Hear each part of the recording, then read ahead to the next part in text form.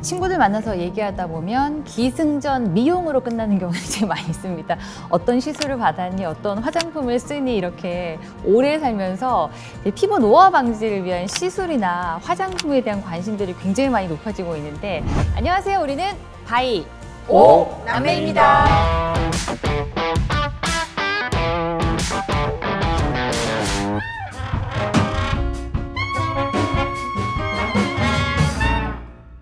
기승전 미용에 대해서 어떻게 동의하시나요?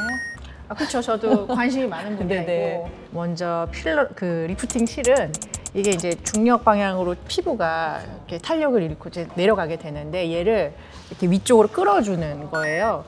일정 시간이 지나면, 그러니까 6개월에서 1년 사이가 되면은 그러니까 수분과 온도에 의해서 자연 분해돼서 결국에는 이제 체외로 배출이 되거든요.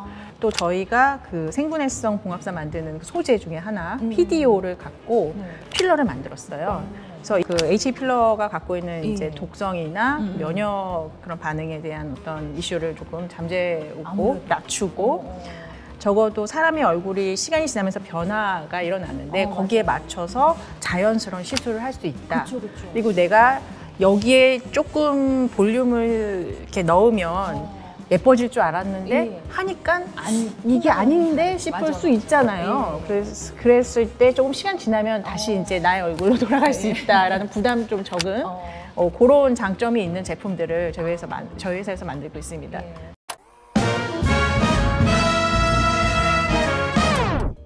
네, 생분해성 물질은 굉장히 많이 개발되어 있습니다. 그래서 아까 말씀하신 그 봉합사 같은 경우에도 수술하고 나서 봉합한 뒤에 이제 실을 분해가 안 되면 제거해야 되잖아요. 그래서 PDO나 아니면 PGA 아니면 실크 같은 성분들이 대표적이고요. 예전에 이제 그 실크로 많이 했었는데 얘는 강력하긴 하지만 분해되는데 꽤 오랜 시간이 걸리고 그런 또 걸구를 정확하게 잘 안 녹는 경우도 있어요. 그래서 우리가 이제 수술 뒤에 몸이 복구되는데 한 2, 3주면 충분하거든요. 그래서 2, 3주 뒤에 녹는 성분을 만들다 보니까 이제 PDO, 폴리다이옥사이드라는 성분 같은 걸 만들었고요. 그다음에 PGO도 있고 이게 사용 용도에 따라 조금 다르더라고요. 그래서 용도에 따라서 골라 쓰시면 되고, PDO 같은 경우에는 굉장히 이렇게 매끈하고 잘 2, 3주 뒤에 잘 흡수가 되는 걸로 확인되고, 그래서 굉장히 좋은 성분으로 알고 있습니다. 그 의약회사에서 만들어지는 화장품들도 굉장히 많이 있죠? 그렇죠. 그런 부분들에 대한 부분을 물어보실 건가요? 제가 고등학교 때 여드름이 많이 났었는데 그래서 다른 애들은 여드름 이렇게 화장품을 쓰는데 저는 마데카솔을 발랐었거든요. 여드름 날 때? 네네네. 그러니까 그게 의외로 되게 상처 회복하는 데는, 여드름에서 흉터 안 남는 데는 의외로 마데카솔 같은 게 좋더라고요. 그래서 마지막 남매를 찾아야죠. 네네. 막내로 제가 한 10여 년 알고 지낸 그 화장품 전문가를. 예, 저희 아시다시피 그분도 일정도 바꿨잖아요. 네네네. 네, 얼마나 대단한 분이신지 K-뷰티에 대해서 또 잘 설명해 주실 5번째 남매를 찾았습니다. 누구십니까? 예, 안녕하세요. 저는 이와세코 스파 코리아에서 근무하고 있는 이경민이라고 하고요. 저희 본사는 일본에서 이제 화장품 원료 유통을 좀 더 전문으로 하고 있고요. 올해 91년 된 회사고, 이제 일본 본사와 한국을 포함해서 전 세계 8개국의 해외 법인이 있고요. 전체적으로 화장품 원료를 중심으로 한 유통을 전문으로 하는 회사입니다. 유통도 하시고 개발도 하시고 뭐. 예, 그렇습니다. 그러니까 국내에 좀 작은 이제 소규모 원료 업체들 같은 경우는 이제 아무래도 유통의 힘이 좀 적잖아요. 또 이제 이게 R&D 레벨과 유통 레벨에서 데이터를 취득하는 방식들도 굉장히 많이 다르거든요. 이제 그런 부분들을 좀 제가 많이 도와드리면서 같이 개발하고 같이 성장하려고 좀 노력을 좀 하고 있습니다. 네. 그럼 이제 그 모르시는 분들 위해서 하고 계시니까 우리나라 화장품 유통이 보통 어떻게 이루어지는지를 좀 설명을 해주신다면? 그러니까 우리나라 화장품 유통은요, 현재는 뭐 아시겠지만 온라인 중심으로 굉장히 많이 이루어지고 있고요. 그리고 이제 그 중에서 또 텔레비 쇼핑, 홈쇼핑이라고 그러죠. 그 홈쇼핑으로도 많이 이루어져 있고, 실은 저희들 명동이라고 그러잖아요. 온라인 샵들 이제 저희들 원 브랜드 샵이라고 그래서 뭐 이니스프리라든지 더 페이스샵이라든지 이제 원 브랜드 샵들을 중심으로 굉장히 많이 활성화가 됐었는데 요즘에 이제 코로나 전국으로 인해서 좀 그런 것들이 많이 애로를 겪고 있습니다. 해외에서, 일본에서 원료를 수입하기도 하지만 우리나라의 원료를 수출도 하신다고 하셨잖아요. 그 K-뷰티가 강세를 띠면서 예전에 뭐 달팽이 크림, 뭐 마유 크림 이렇게 뭔가 좀 독특한 성분의 크림들이 막 유행을 탔던 게 기억이 나는데 지금 우리나라에서 이렇게 수출되는 원료 중에 전 세계에서 뭔가 유행을 선도하고 있는 그런 게 있나요? 일단은 요거는 조금 이제 이해가 필요한 부분인데요. 화장품이라는 카테고리는 어떤 좀 의약품하고 달라서 성분 자체가 그 시장을 이끌어 나가거나 그러지는 실은 않아요.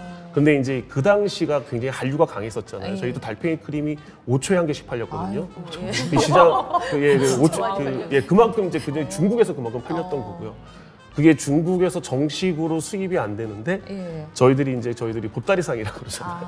그다음에 면세 이런 데를 통해서 팔린 건데도 5초에 한 개씩 팔렸었어요. 그리고 마유도 그렇게 팔렸고 그다음에 이제 벌독 뭐 이렇게 시리즈들이 나왔었는데 그거는 그 당시에 잠깐적인 흐름이고 근데 지금 생각해 보시면 이제 달팽이 크림이나 마유 크림 잘 안 찾잖아요. 옛날보다는 네, 이제 그런 것들을 요즘에 대체하는 우리가 뭐 이제 선도했다라고 하기는 좀 뭐하지만 아까 마데카솔 말씀 주셨는데 제약회사들이 많이 이제 화장품 업계에 들어왔지만 실은 또 이렇게 잘 살펴보시면 제약회사가 굉장히 큰 성공적인 스토리를 갖고 있는 경우도 그렇게 별로 없어요. 그래서 이 부분은 또 저희들이 어떻게 봐야 되냐면 그러니까 이 화장품이라는 분야는 굉장히 브랜드 적은 걸 굉장히 강조하는 회사고 이제 분야거든요. 그런 거에 비해서 이제 의약품은 굉장히 효능이 정말 강조되는 부분이죠. 그렇기 때문에 제약회사들이 자기들이 여태까지 운영했던 방식의 마인드를 가지고 화장품 업계에 들어오면 아무리 좋은 원료가 있다 그래도 소비자한테 다가가기가 힘들 수 있는 거죠. 제가 듣고 보니까 화장품은 술에 비유하자면은 와인 시장 같고 의약품은 알코올, 소주 시장 그러지 않을까. 기능의 중심인데 뭔가 무형의 가치니까 브랜드가 또 중요하다. 그렇죠. 사람들이 믿고 있는 믿음을 주는 브랜드가 중요하다 그런 것 같네요.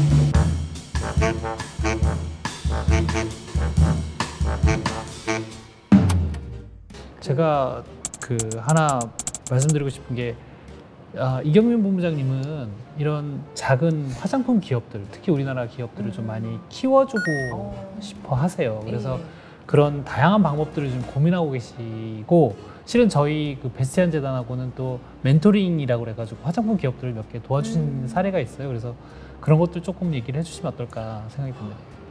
저희가 보면 그 화장품의 가장 큰 좀 이제 단점이라고 해야 될까요? 장업계 좀 장벽이 낮다. 진입 장벽이.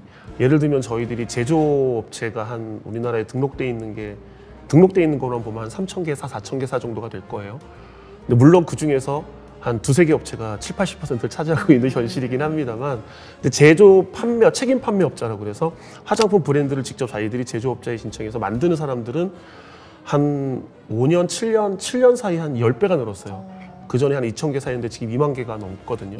그만큼 이게 활발하게 진행이 되고 있고 원료사들도 굉장히 많이 열심히들 하고 있는데 이제 아까 말씀드렸듯이 그게 R&D 중심으로 많이들 지나가요. 근데 아까도 말씀드렸지만 그 R&D를 하시는 분들의 포커싱이 어디 돼 있냐면 효능이거든요. 근데 그거는 아까 말씀드린 화장품 업계는 효능보다 좀 다른 부분들로 접근돼야 되는 부분들이 굉장히 많습니다.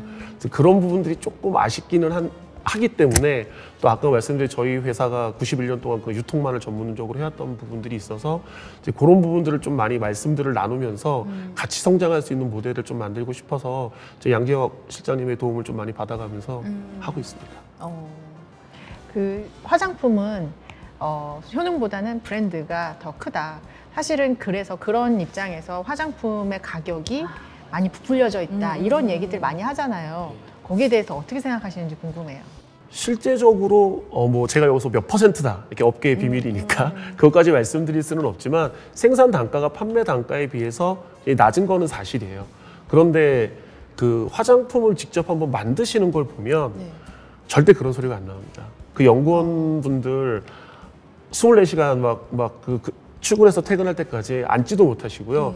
그 화장품이라는 게 굉장히 미묘해서 어떤 성분을 0.1% 넣고 0.15% 넣고 0.2% 넣는 거에 따라서 제형이 달라지고 이 안정성이 달라지고 그러거든요. 그걸 계속 스포이드로 실험을 하세요. 그래서 그걸 또 유화해가지고 만들어서 식혀서 테스트한 다음에 또 다시 한번 그 과정들을 굉장히 많이 반복하고 화장품이 하나 나오는 거거든요. 그러니까 그걸 단순히 숫자적으로 이거는 뭐 판매는 이런데 생산 단가는 이거야 몇 %야 이렇게 해서 판단하기에는 너무 어렵고 정말 그렇게 저도 그런 신문 기사 많이 봤는데요. 그런 기자분도 저한테 연락 주시면 제가 그 연수시켜 드릴게요. 한 달만 해보시면 절대 그런 소리 안 나올 거고요. 그리고 그런 뭐 소비자들이 원하는 것들에 대한 오히려 그런 비중들이 더 많은 거지 생산 단가를 단순히 숫자적으로만 판단한다는 건 저는 굉장히 오판이라고 자신 있게 말할 수 있습니다.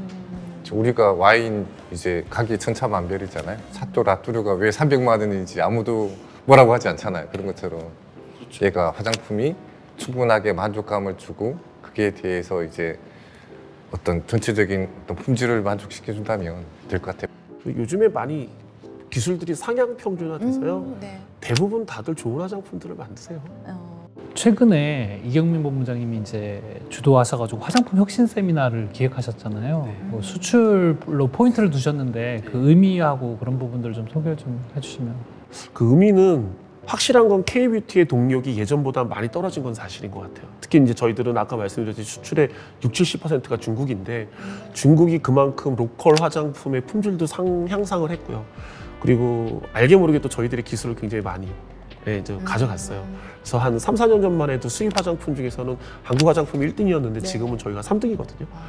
프랑스, 일본에 따라서 3등인데 그럼에도 불구하고 아까 말씀드렸듯이 저희는 인구도 좀 한계가 있고 수출을 할 수밖에 없는 구조이기 때문에 올해 한번 다시 새롭게 좀 새로운 시스템으로 이제 이 코로나가 줬던 시기들이 유통망들의 시스템이 굉장히 많이 변혁이 일어났어요. 그러니까 오프라인에서 온라인 시장으로 넘어가는. 그러니까 아모레 퍼시픽이 조금 고생을 많이 하고 LG 생활건강이 한 몇십 년 만에 화장품 분야에서 아모레를 역전했거든요. 그 구조 자체는 LG가 예전부터 만들어왔던 온라인 시스템 때문인 거예요. 그러니까 아모레 퍼시픽이라는 회사 자체가 이제 어떤 그런 오프라인 기조, 방판, 면세 이런 쪽을 기준으로 했었던 거에 비해서 그래도 LG는 많은 쇄신들을 했었거든요. 근데 그런 부분들이 이번에 코로나 때 굉장히 많이 좀 덕을 보면서 한 몇십 년 만에 어떤 그 1등과 2등이 역전되는 되게 이제 드라마틱한 현상도 발생을 했었어요. 그러니까 좀 새로운 유통 구조, 새로운 것들을 찾아 나가야 되기 때문에 그럼에도 불구하고 우리는 이제 해외 시장을 무시할 수는 없으니까 그런 의미로 좀 준비를 많이 하려고 했었습니다.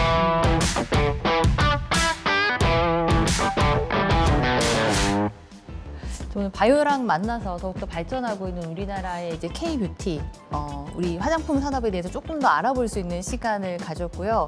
또 그 우리나라의 작은 업체들이 더 세계적으로 앞장서 나가기 위해서 또 함께 좀 힘을 합쳐야 될 부분들이 분명히 있는 것 같은데 그런 역할들을 또 크게 해주고 계신 것 같아서 앞으로도 많은 역할을 좀 해주시길 바라겠습니다. 네.